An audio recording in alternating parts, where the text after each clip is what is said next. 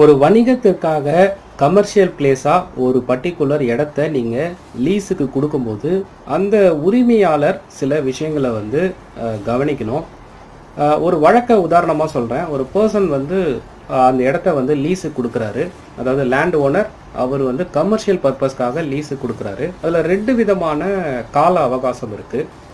அதில் அந்த particular tenant வந்து முறைகேடு பண்ணி அவருக்கு வந்து வாடகையும் தராமல் இடத்தையும் காலி பண்ணாமல் இதே மாதிரி ஸ்டில் வந்து அந்த இடத்த வந்து கண்டினியூ பண்ணிகிட்டே இருக்காரு.